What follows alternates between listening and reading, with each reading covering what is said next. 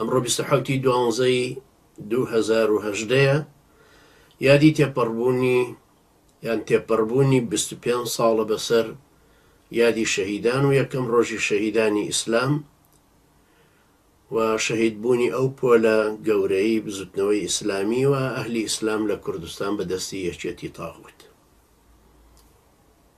شەڕێکی بێ ئامان لە 23 لاوە دەستی پێکرد، 23 شوێن یەکێتی پێشتر خۆی بۆ ئامادە کردبوو، دوایەوەی کە سڵحی لەگەڵ کردبووین 2 مانگ پێشتر لە مانگی 10 لە 28/10 دانیشتنەکان دەستی پێکرد لە مەکتەبی سیاسی خۆیان و لە هەولێر بوون ئەو کاتە لە 30/10 ئیمزا کرا و پاشان بڵاو کرایەوە.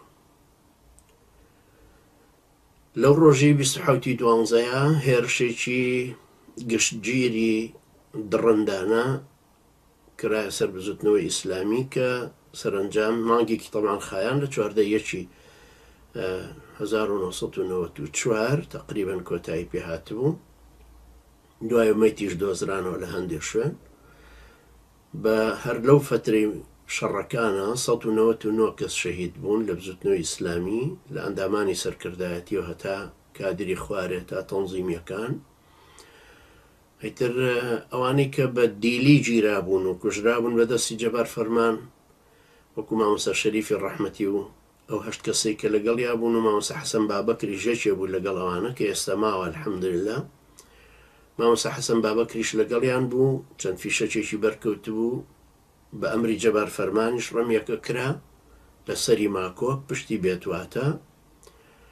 پاشان مامۆستا حەسەن بابەکر خۆی گەورە یارمەتیدەری بوو کە دوای ئەوەی ئەوان کشانە و مەغریب دوای مەغریب ئیتر لەسەر سمتی خشا بە ڕۆشت بوو هەتا بەری بەیانی گەشت بووە لادەیەکی نزیک و پێی وتبوون کاروان چیم و خەڵکی ئەو دیوم و بەڵامی تر لێمان بووە بە ناخۆشی لەگەڵ ڕەفیقەکانم فیشەکیان پێوە ناوم. دوای بردبانەوە ماڵەوە حاصل خزمەتیان کردبوو، پاشان ناسی بوویانەوە دوای نەقلیان کردبوو. مقابلێکی دوور و درێژمان کردبوو لەگەڵ مامۆستا حەسەن بابەکر و کاتە خۆشم زۆرم تەشجیع کرد لەوەی کە بێتە دەرەوە بتوانێت شکات بکە لە جەبار فەرمان کە لە ئەوروپا ژیا و کاتە ئەمیش بتوانێت بگاتە لاهای و شکات بکە، بەڵام بەداخەوە وەک شکاتەکەشی نەکرد. دوای فترەیەکی تر دیسان چووە بۆ لای جەبار فەرمان و یەکتریان بینی و بە وەفدی مامۆستا عەلی باپیر چوو بۆ لای و تەوقەی لەگەڵا کردو کە ئەنەما هیچ شتێکیش ڕووی نەداوە.